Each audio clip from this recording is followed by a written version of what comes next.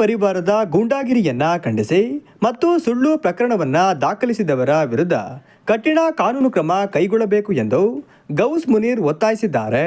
16/2/2026 ತಾರೀಕು ರಾತ್ರಿ ಸುಮಾರು 9:30 ವೇಳೆಗೆ ಚಿಕ್ಕಮಗಳೂರು ನಗರದ ವಿಜಯಪುರದ ತಿಲಕ್ ಪಾರ್ಕ್ ರಸ್ತೆಯಲ್ಲಿರುವಂತಹ ಒಂದು ದಲಿತ ಮಹಿಳೆಯ ಮನೆ ಮೇಲೆ ಕಲ್ಲು ತೂರಾಟ ಆಗಿದೆ ಅಂತ ಹೇಳಿ ಏನು ಒಂದು ಆರೋಪ ಬಂದಿತ್ತು. ಅದಕ್ಕೆ ಸಂಬಂಧಪಟ್ಟಂತೆ ಮತ್ತು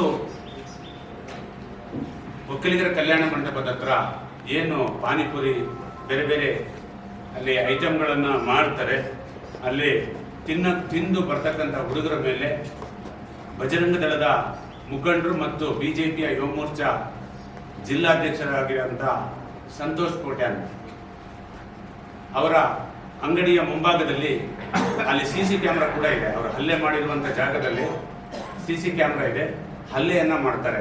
ಮೊದಲು ಅವರ ಹೆಸರನ್ನ ಕೇಳ್ತಾರೆ, ನೀವು ಎಲ್ಲಿಂದ ಬರ್ತಾ ಇದ್ದೀರಿ ಅಂತೇಳಿ. ಪಾನಿಪುರಿ ತಿಂದು ಬರ್ತಾ ಇದ್ದೀರಿ ಅಂತ ಹೇಳಬೇಕಾದ್ರೆ ನಿಮ್ಮ ಹೆಸರೇನು ಅಂತ ಹೇಳ್ತಾರೆ. ಆ ಮಕ್ಕಳ ಹೆಸರುಗಳನ್ನು ಹೇಳ್ತಾರೆ. ಅವರು ಮುಸಲ್ಮಾನರು ಅಂತ ಹೇಳಿದ ತಕ್ಷಣ ಬ್ಯಾಟು ಮತ್ತು ರಾಡು ದೊಣ್ಣೆಗಳಿಂದ ಹಲ್ಲೆ ಮಾಡ್ತಾರೆ. ಈ ಹಿಂದೆ ಕೂಡ ಅವರು ಸಾಕಷ್ಟು ಹಲ್ಲೆಗಳು ಆ ಓಣಿ ಕರ್ಕೊಂಡೋಗಿ ಹುಡುಗರನ್ನ ಮಾಡಿದ್ದಾರೆ. ಅದಕ್ಕಿಂತ ಒಂದು 4 ದಿವಸದ ಹಿಂದೆ ಹುಡುಗರು ವೀಲಿಂಗ್ ಮಾಡಿದ್ದಾರೆ ಅಂತ ಹೇಳಿ ಅದೇ ಜಾಗದಲ್ಲಿ ಕರ್ಕೊಂಡೋಗಿ ಹಲ್ಲೆ ಮಾಡ್ತಾರೆ. ಚುಕ್ಕಿ ರೋಗ ಬಂದಿರುವಂತಹ ಒಂದು ಹಸು ಆ ಬೀದಿಯಲ್ಲಿ ಓಡಾಡ್ತಿತ್ತು. ದೀಪಾವಳಿ ಸಂದರ್ಭ ಆಗಿರೋದ್ರಿಂದ ಅಲ್ಲಿ ಮಕ್ಕಳಲ್ಲಿ ಪಟಾಕಿಯಲ್ಲಿ ಆಡ್ತಾ ಇದ್ರು. ಆ ದನ ಓಡಿ ಬರುತ್ತೆ ಪಟಾಕಿ ಸೌಂಡ್ ಕೇಳಿ. ಆವಾಗ ಆ ದನದ ಬಾಲಕ್ಕೆ ಬೆಂಕಿ ಹಚ್ಚಿದ್ರಿ ಅಂತೇಳಿ ಆ ಹುಡುಗರಿಗೂ ಕೂಡ ಮಾರಣಾಂತಿಕವಾಗಿ ಹಲ್ಲೆ ಮಾಡ್ತಾರೆ.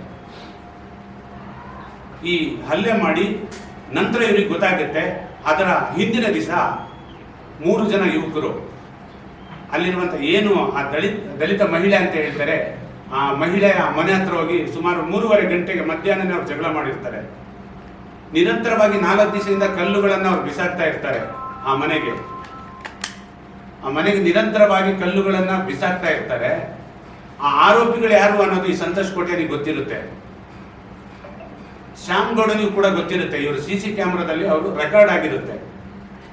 ಆದರೆ ಈ ಮುಸಲ್ಮಾನರು ಯುವಕರ ಮೇಲೆ ಹಲ್ಲೆ ಮಾಡಿದ ತಕ್ಷಣ ಇವರು ಹೋಗಿ ಕಂಪ್ಲೇಂಟ್ ಕೊಡ್ತಾರೆ ಅಂತೇಳಿ ಇವರು ಆ ಮಹಿಳೆಯ ಮನೆಗೆ ಈ ಮಕ್ಕಳನ್ನ ಕರ್ಕೊಂಡು ಹೋಗ್ತಾರೆ.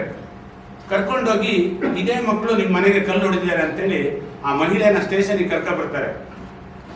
ಆ ಮಹಿಳೆ, ನೀವು ಸ್ಟೇಷನ್ನ CC ಕ್ಯಾಮ್ರಾ ಫುಟೇಜ್ ಅಲ್ಲಿ ನೋಡ್ಬೋದು. ಆ ಮಹಿಳೆ ಕಂಪ್ಲೇಂಟ್ ಕೊಡಬೇಕಾದ್ರೆ ಅಪರಿಚಿತರು ನಮ್ಮ ಮನೆಗೆ ಕಲ್ಲು ಹೊಡೆದಿದ್ದಾರೆ ಅಂತ ಹೇಳ್ತಾರೆ. ತಕ್ಷಣ ಅಲ್ಲಿರುವಂತ ಇಕ್ಬಾಲ್ ಅಹಮದ್ ಅವ್ರ ಹತ್ರ ಪೇಪರ್ ಅನ್ನ ಕಿತ್ಕೊಳ್ತಾರೆ. ಪೊಲೀಸರ ಮುಂದೆ ಪೇಪರ್ ಅನ್ನ ಕಿತ್ಕೊಂಡು ಇವರು ಕಂಪ್ಲೇಂಟ್ ಅನ್ನ ಬರೀತಾರೆ. ಏನು ಅಂತ ಹೇಳಿ, ಇದೇ ಹುಡುಗರು ಹಲ್ಲೆಯನ್ನ ಮಾಡಿದ್ದಾರೆ, ನಾನೇ ಹಿಡ್ಕೊಟ್ಟಿದ್ದು. ಆಮೇಲೆ ಈ ಮಹಿಳೆ ದಲಿತ ಮಹಿಳೆ ಇದೆ, ಅಟ್ರಾಸಿಟಿ ಕೇಸ್ ದಾಖಲಾಗಬೇಕು ಅಂತೇಳಿ ಅಟ್ರಾಸಿಟಿ ಕೇಸ್ ದಾಖಲು ಮಾಡೋ ತರ ಕಂಪ್ಲೇಂಟ್ ಅನ್ನ ಬರೀತಾರೆ. ಆಕ್ಚುಲಿ ಆ ಮಹಿಳೆ ಬರೆದಿರಲ್ಲ. ಆ ಮಹಿಳೆ ವಾಸ್ತವ ಏನು ಅದನ್ನು ಮಾತ್ರ ಜನರಿಗೆ ಹೇಳುವಂಥದ್ದು ಆ ಪೊಲೀಸ್ ಇಲಾಖೆ ಕಂಪ್ಲೇಂಟ್ ಅನ್ನು ಕೊಡೋದು ಮಾಡ್ತಾ ಇತ್ತು.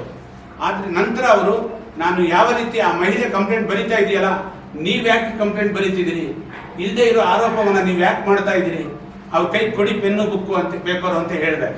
ತಕ್ಷಣ ಇವ್ರೇನ್ ಮಾಡ್ತಾರೆ, ಆ ಮಹಿಳೆಯನ್ನ ಕರ್ಕೊಂಡು ಆಚೆ ಬಂದು ಸಂತೋಷ್ ಕೋಟ್ಯಾನ್ ಮತ್ತು ಶ್ಯಾಮ್ ಗೌಡನಿಗೆ ಫೋನ್ ಮಾಡ್ತಾರೆ.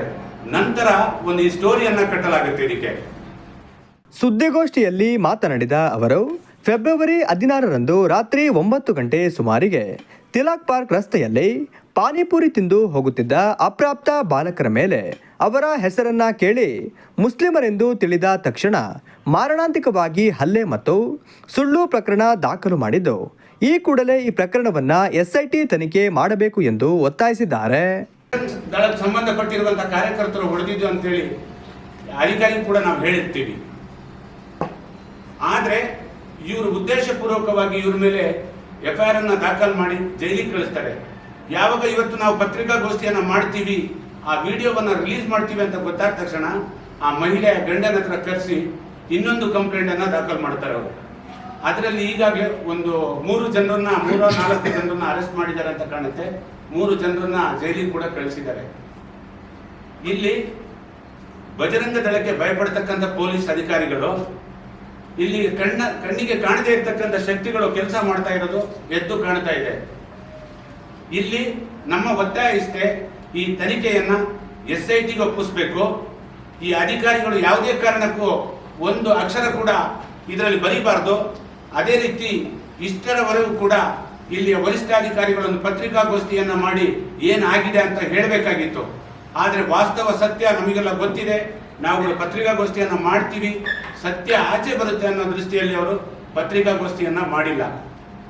ಅದೇ ರೀತಿ ಬೇರೆ ಬೇರೆ ಸಂಘಟನೆಗಳು, ಮಹಿಳೆಯರು ಕೂಡ, ಮಹಿಳಾ ಮೋರ್ಚಾ ಕೂಡ ಅವ್ರ ಮನೆಗೆ ವಿಸಿಟ್ ಅನ್ನು ಕೊಟ್ಟಿದ್ದಾರೆ. ಈ ಜಿಲ್ಲೆಯಲ್ಲಿ ಸಾಕಷ್ಟು ದಲಿತ ದೌರ್ಜನ್ಯಗಳು ನಡೆದಿದೆ. ದಲಿತರಿಗೆ ಹೊಟ್ಟೆಗೊದ್ದು ಅಬಾರ್ಷನ್ ಆಗಿರುವಂತ ಘಟನೆಯನ್ನ ಖಂಡಿಸಿ ನಾವು ಪ್ರತಿಭಟನೆಯನ್ನ ಮಾಡಿದ್ರೆ ಅದೇ ಮಹಿಳೆಯರು ಎಲ್ಲೋಗಿದ್ರು.